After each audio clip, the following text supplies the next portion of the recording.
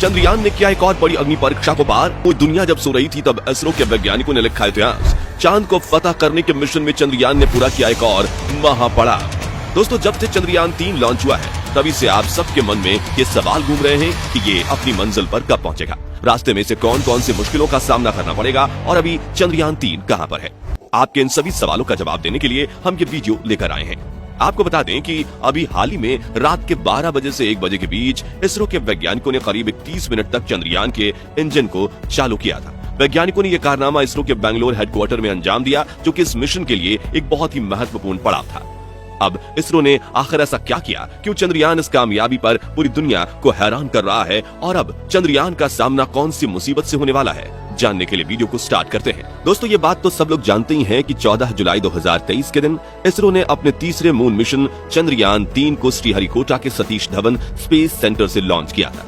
इसे लॉन्च करने में इसरो ने अपने सबसे पावरफुल रॉकेट LVM-3M4 का इस्तेमाल किया, लेकिन ये रॉकेट इसे बस पृथ्वी की कक्षा यानी ऑर्बिट में छोड़कर इससे अलग हो गया था और तब से लेकर 31 जुलाई तक हमारा ये चंद्रयान पृथ्वी के गोल गोल चक्कर लगा रहा था। आपको बता दें कि 15 जुलाई 2023 के दिन इसने पृथ्वी के पहले चक्कर यानी पहले ऑर्बिट में प्रवेश किया था। अब आप सोच रहे होंगे कि चंद्रयान को तो चांद पर लैंड करना था, फिर यह पृथ्वी के चक्कर क्यों काट रहा था। असल में दोस्तों, किसी भी ऑब्जेक्ट को अंतरिक्ष में यात्रा करने के लिए सीधा पृथ्वी से बाहर नहीं भेजा जा सकता। इसके लिए सबसे पहले उसे अंडाकार शेप में पृथ्वी के चारों ओर गोल गोल घुमाया जाता है और ऐसा पृथ्वी के गुरुत्वाकर्षण बल के कारण होता है। चंद्रयान के साथ भी ऐसा ही किया गया। पहला ऑर्बिट पूरा करने के बाद 17 जुलाई को इसे दूसरे ऑर्बिट में भेजा गया और ऐसा करने के लिए भी वैज्ञानिकों को इसके इंजन चलाने पड़े थे। इसके एक दिन बाद इसे ठीक इसी तरह तीसरी कक्षा में और 20 जुलाई को पृथ्वी की चौथी कक्षा में डाला गया। इसरो के वैज्ञानिक पल पल की खबर देते हुए हमें ये बताते हैं, हमारा ये अंतरिक्षयान बिल्कुल प्लान के मुताबिक ही आगे बढ़ रहा है। इस तरह आगे बढ़ते हुए 25 जुलाई के दिन चंद्रयान 5वें ऑर्बिट में एंटर कर जाता है। ध्यान देने वाली बात यह है कि हर एक बढ़ते हुए ऑर्बिट के साथ चंद्रयान के ऑर्बिट का आकार भी बढ़ रहा था, यानी हर एक चक्कर पूरा करके चंद्रयान पृथ्वी से दूर होता जा रहा था। 25 जुलाई के बाद वैज्ञानिकों को 1 अगस्त का इंतजार था, क्योंकि इसी दिन चंद्रयान को उस अग्नि परीक्षा से गुजरना था जिसका जिक्र हमने वीडियो के स्टार्टिंग में किया था। असल में यही वो दिन था जब चंद्रयान को अपना 5वां और आखिरी राउंड पूरा करके पृथ्वी के ऑर्बिट से बाहर निकलकर आगे बढ़ना था और आखिरकार वो दिन आ ही गया। बेंगलोर स्थित इसरो के हेडक्वार्टर में माहौल थोड़ा टेंशन वाला था, क्योंकि ये इस मिशन का एक बहुत ही नाजुक लम्हा था और जरा सी चूक पूरे खेल को बिगाड़ सकती थी। वैज्ञानिकों का काम एकदम सही समय पर चंद्रयान के इंजन को ऑन करना था, ताकि इसकी स्पीड को एक बूस्ट मिल सके और ये पृथ्वी के ऑर्बिट से सफलतापूर्वक बाहर निकल जाए। विज्ञान की भाषा में ऐसा करने को ट्रांसलूनर इंजेक्शन कहा जाता है। अब जैसे ही चंद्रयान 3 अपने 5वें ऑर्बिट के पैरेगी पॉइंट यानी पृथ्वी के 236 किलोमीटर दूर पहुंचा तो वैज्ञानिकों ने इसके इंजन को चालू कर दिया और इन्हें करीब 30 मिनट तक चालू ही रखा। इस पल के लिए इन वैज्ञानिकों ने ना जाने कितने साल मेहनत की थी। आखिरकार वैज्ञानिकों की ये मेहनत रंग लाई और हमारा चंद्रयान पृथ्वी के गुरुत्वाकर्षण क्षेत्र को छोड़कर हमें अलविदा कहते हुए चांद की तरफ अंतरिक्ष में एक सुनसान रास्ते पर निकल पड़ा। इस समय हमारा चंद्रयान पृथ्वी और चांद के बीच अंतरिक्ष में मौजूद लंबे हाईवे पर अपना सफर तय कर रहा है। अब आपके मन में ये सवाल जरूर आ रहा होगा कि पृथ्वी के गुरुत्वाकर्षण को छोड़ना इतनी बड़ी उपलब्धि क्यों माना जाता है। असल में दोस्तों, किसी भी अंतरिक्ष यान को स्पेस में जाने के लिए सबसे पहले पृथ्वी के वातावरण से बाहर निकलना पड़ता है और तभी ये पॉसिबल हो सकता है जब इसकी स्पीड 11 किलोमीटर प्रति सेकंड हो। चंद्रयान 3 को ये स्पीड देने के लिए हमारे वैज्ञानिकों ने LVM-3M4 रॉकेट का इस्तेमाल किया था, जिसे हम बाहुबली रॉकेट के नाम से भी जानते हैं।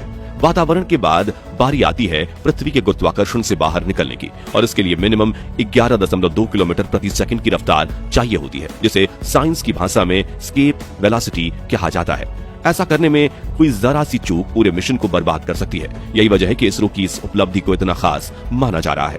पृथ्वी का गुरुत्वाकर्षण बल से बाहर निकलने के बाद चंद्रयान सीधा चांद की ओर एक लंबे हाईवे पर दौड़ लगाकर चांद का पीछा करना शुरू कर चुका है, जिसमें चंद्रयान एक बार फिर बड़े इम्तिहान से गुजरा और चांद के ऑर्बिट में प्रवेश किया। जिस तरह पृथ्वी के ऑर्बिट से निकलने के लिए चंद्रयान के इंजन चालू किए गए थे, ठीक वैसे ही वैज्ञानिक फिर से इसके इंजन को ऑन करके चांद की कक्षा में धकेल रहे हैं। लेकिन जितनी आसानी से हमने इस बात को कहा, ये उतना ही ज्यादा मुश्किल और जटिल था। आपको बता दें कि इस समय चंद्रयान की रफ्तार 40,000 किलोमीटर प्रति घंटा थी। इस तेज रफ्तार पर 1 सेकंड की चूक भी हमें बहुत भारी पड़ सकती है। अगर वैज्ञानिकों से उनकी कैलकुलेशन में जरा सी भी गलती हुई तो हमारा चंद्रयान चांद को गुड बाय कहकर कब आगे बढ़ जाता तो पता भी नहीं चलता।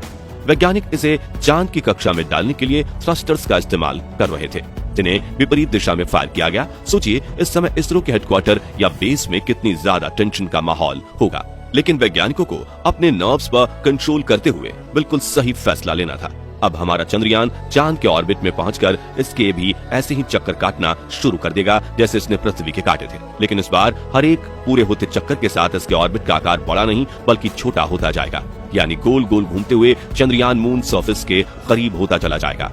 इस तरह आगे बढ़ते हुए 17 अगस्त को चंद्रयान का propulsion मॉड्यूल विक्रम लैंडर से अलग हो जाएगा। इसके बाद आगे का सफर विक्रम लैंडर को ही पूरा करना होगा, जो चांद के कुछ राउंड्स काटने के बाद 23 अगस्त के दिन चांद के सरफेस से 30 किलोमीटर की ऊंचाई पर पहुंच जाएगा। इसके बाद बस फिर इसको नीचे लैंड करने का काम बाकी रहेगा, जो सोचने में भले ही आसान लगे लेकिन ये मिशन का सबसे मुश्किल पार्ट है।